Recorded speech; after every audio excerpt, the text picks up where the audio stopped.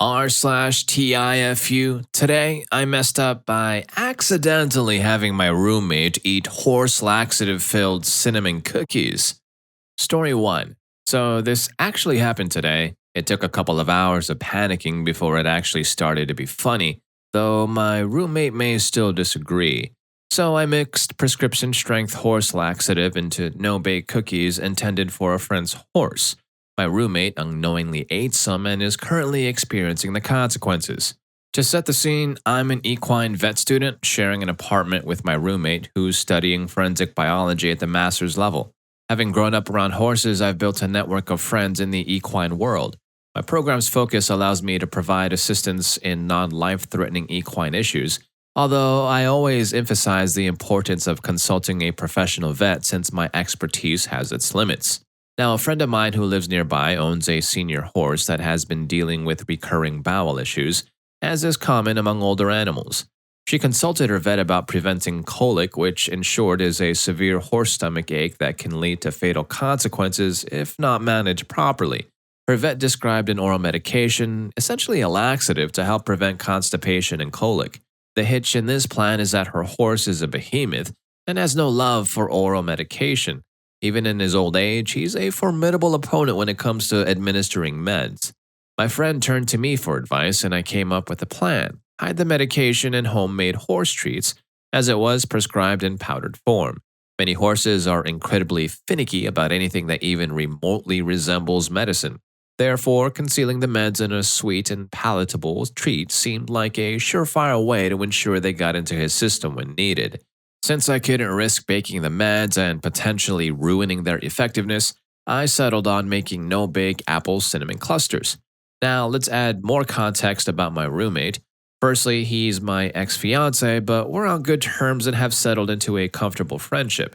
He knows I have a passion for baking, and we've always shared a policy of using food and supplies equally because, well, old habits die hard.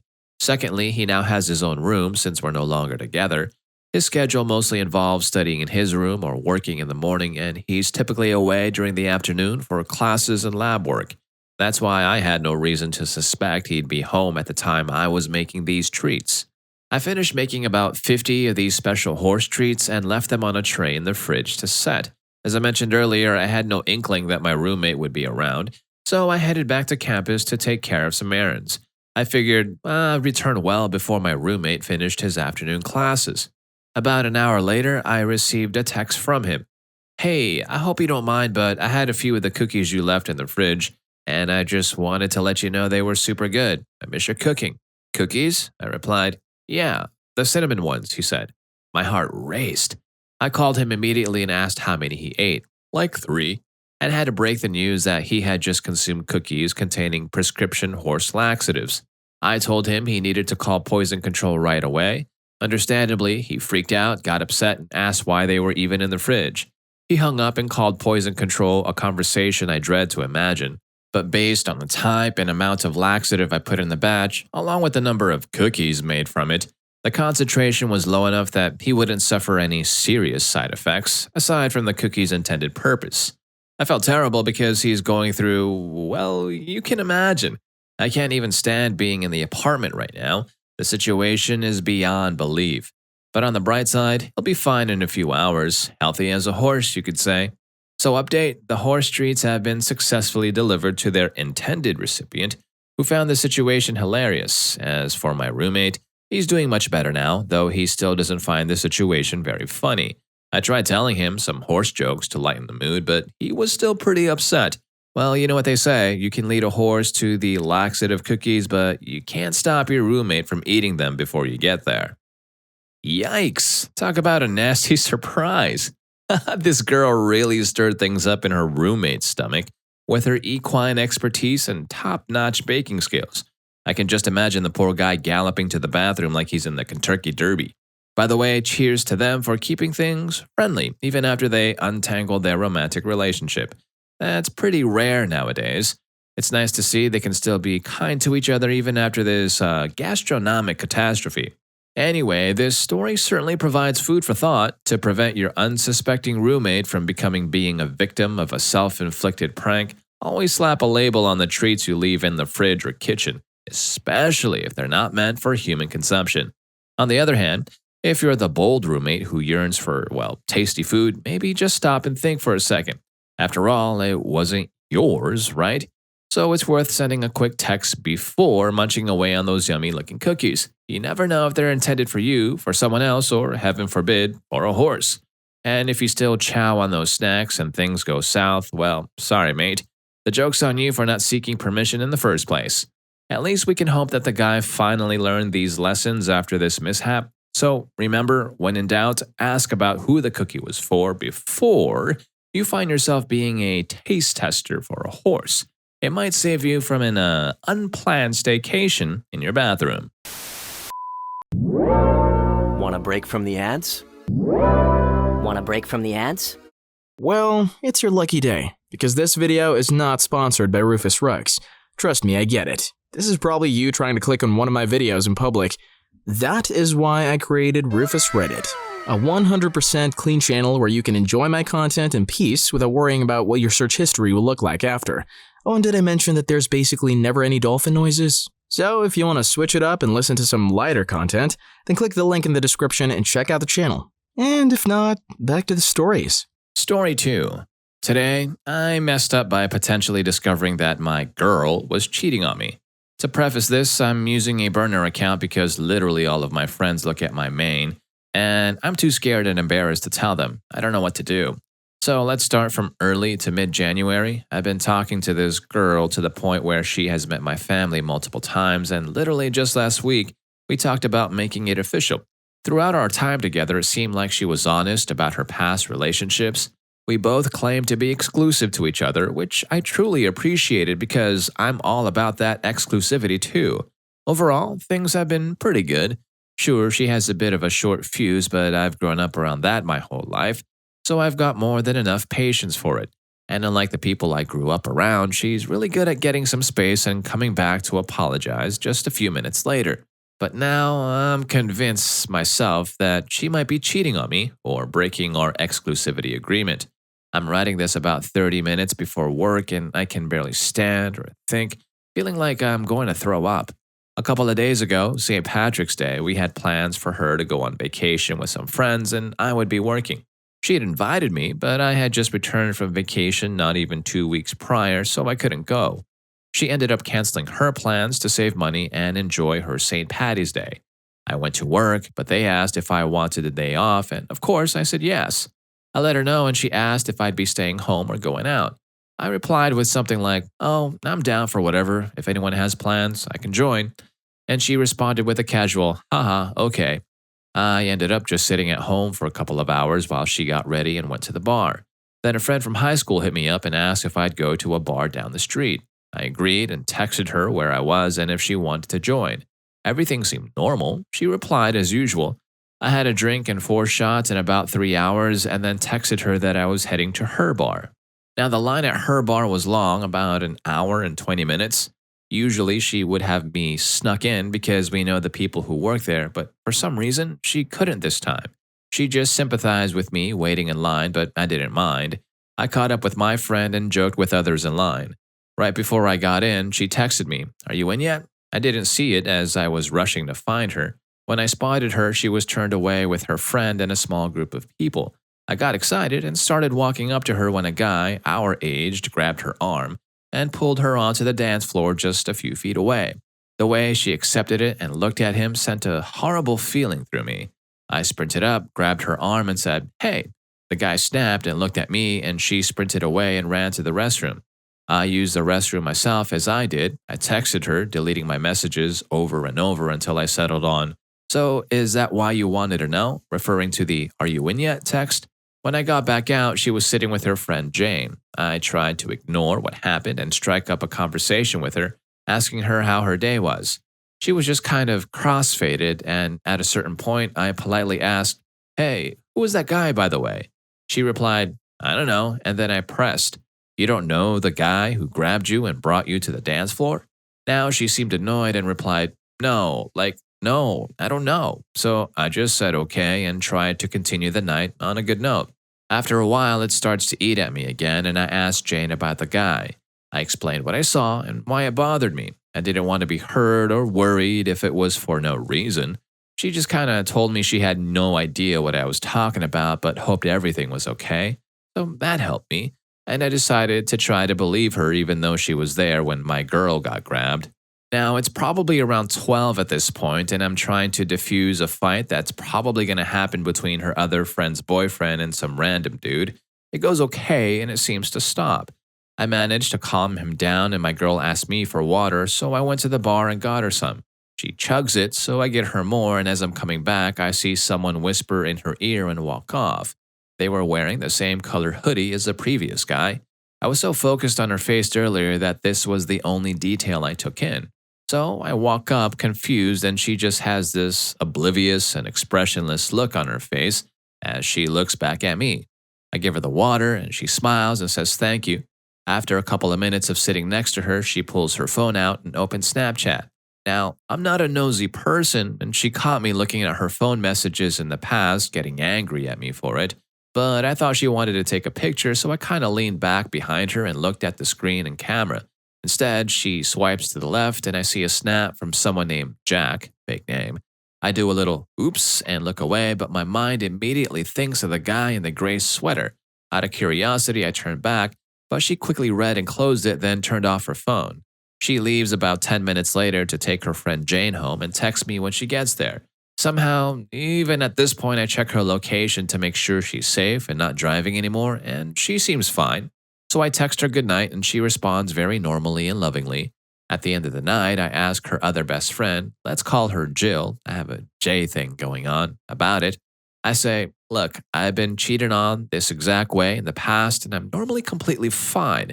I just want to know more about the situation, and she just isn't telling me anything. She responds with basically the same thing Jane did, but adds, I'm so sorry though. I would be worried too if I were in the exact same situation, so I get it. But I didn't see anything. I just nod sadly, let her know I'm going home and hug all my friends goodbye. The following day, yesterday, I tried to ignore it even though I had terrible dreams and couldn't really get it out of my head. I was super nice and positive to her, but something still seemed off. I asked when she'd come over and she said soon, but it seemed like not today soon. I continued and tried to keep it out of my head, but I couldn't. The last conversation I had at the end of the day before I got out of work was, hey, I'll talk to you later, and she responded with, okay, bye. So by the time I got out, I just had to talk to her and ask her about it for reassurance.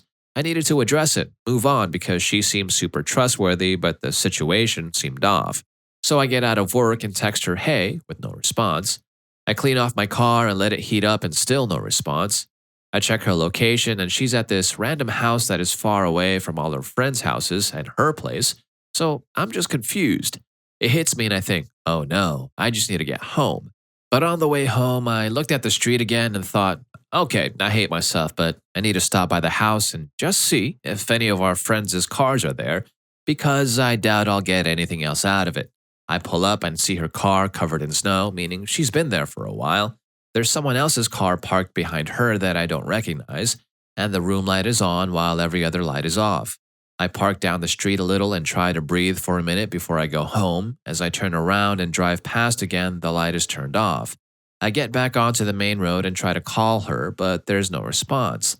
I've never been denied a call like this. Usually, she would at least let it ring, so I text her, is everything okay? And she still doesn't respond. By this point, I've worked myself up to the point where I needed to talk to her, and now this is happening. I just drive home and sit in my basement, trying to calm myself down and think about every possible way this couldn't be bad.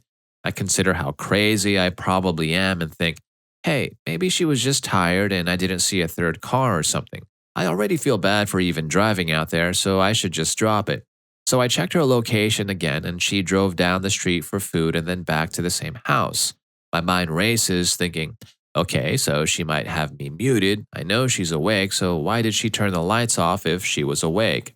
I go to sleep, but I can't. I'm struggling so badly that at 2 a.m., I sent her basically everything I wanted to talk about.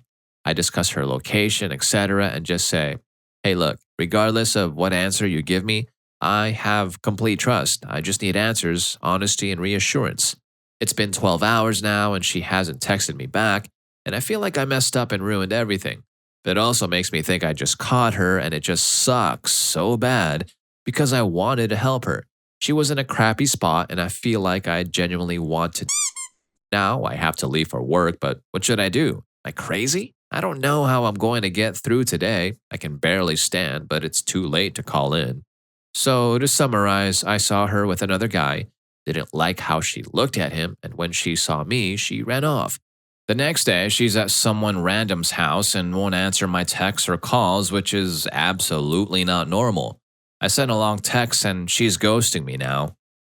Whoa, it's no shocker why this guy feels like his girl might be cheating on him. There are signs everywhere. Seriously, that incident at the bar was really suspicious.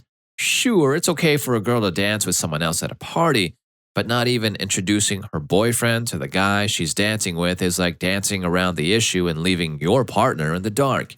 She didn't even have the courtesy to have her quote-unquote guy friend meet her partner. It's like a warning sign blinking in neon. And then suddenly being unreachable for an entire day? That would make anyone doubt whether there's some cheating going on. Yeah, we all have our own lives, and not everyone can answer texts or calls immediately, but not send even a simple reply? Dang, that's already kind of sketchy. A little response shouldn't be too much to ask for, right? And seriously, completely ghosting on the poor guy who just wanted to get the lowdown on your love life? Good relationships just don't work like that, do they? Any partner wouldn't be okay with this kind of treatment. So I kind of understand why this guy went all Sherlock Holmes and started tracking his girlfriend's location. It might sound over the top, maybe even bordering on paranoia, but when someone you care about leaves your messages hanging, it's enough to give anyone those anxious butterflies. You can't just sit around waiting for divine intervention to come rescue you from being left in the dark. So I truly empathize with the guy. Just imagine he's wrestling with more doubts than a detective trying to solve a mystery. But perhaps he could have spared himself so much stress if he had given the girl some space, or ignored her just as she did to him. Considering his side of the story, it's tough for him to grapple with doubts about his girlfriend's honesty. That can be truly tormenting, both emotionally and mentally. I can't even fathom going through that. Yet, he's striving to be a decent guy, refraining from picking a fight at the bar and instead resorting to an espionage move straight out of The Man from U.N.C.L.E. All of the girlfriend's actions have been adding to his doubts, one after another. Her behavior is highly untrustworthy, and that, my friends, is a major red flag in any relationship. We can't say for sure that the girl is guilty, but the way she's been dodging the guy's questions doesn't bode well for their relationship. If the girl had been sensitive to her boyfriend's feelings, she could have discussed the matter with him to clear up any misunderstandings.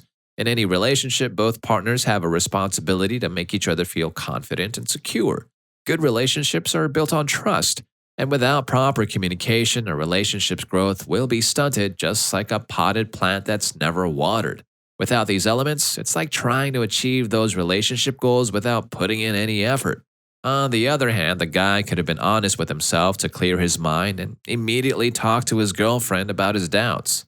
We've learned that short of catching your partner in the act, there are no guaranteed signs of cheating. That's why it's important to trust yourself enough to address any discrepancies in your partner's behavior that make you feel uncomfortable. He could have asked her something in person like, "I've noticed these behaviors and I'd like to better understand why they're happening. Can we talk?" Any anxious partner wants to know the truth. Yet, while it might be tempting to ask straightforwardly, "Are you cheating?" closed questions like this may not lead to productive discussions. I don't know, but maybe the guy could have cleared his mind and decided then and there if he still wanted to pursue this relationship. If his girlfriend finds it in her heart to respond to his messages, there's a chance they could work things out. But if it's the opposite, then it's definitely not going to end well. Staying in a relationship while leaving things unresolved will only make him more unhappy in the long run. Perhaps the smartest move for him is to just let it go. I'm not suggesting that people should give up on facing challenges, but think about it. Even if he confirms that there's no actual cheating going on, it'll still be tough for him to deal with such a partner. It'll only cause him more stress, and this kind of relationship is the type you'd thank yourself for leaving and moving on. On the girl's side, it might be best if she finds it uncomfortable to stay with the guy to end it once and for all. Perhaps she also finds it uneasy that he keeps asking questions. Instead of enduring a relationship that neither of them seems to know how to fix, it might just be better to end it decisively. There will surely be a period when the guy feels bad about it. Breakups aren't all about rainbows and butterflies after all. How someone moves forward is always going to be unique to them, but the good news is it is possible. He'll definitely learn from this experience and, well, just move on. That's what we ought to do. The world doesn't end when we say goodbye to a lover. We should see it as a treat to ourselves. Love lives may crash down, but the world is big enough to find another one that will make us happy, secure, and fulfilled. It's like getting rid of an old pair of shoes that gave you blisters. Your feet deserve something more comfortable. To everyone in a relationship, here's a tip. If you believe your partner may be cheating on you, the only way to confirm this is by confronting them in healthy ways so that both of you can move forward individually and in your relationship. So do your best to communicate. Remember, you can figure out how to make the love strong and move forward, no matter what. If you enjoy hearing stories about people who faced a moment of failure in their lives but seized the chance to bounce back, then I bet you'll love Speeding at a Residential Street. My Revenge Will Cost You. Trust me, story 1 is insane. I'll see you there. Thanks for watching.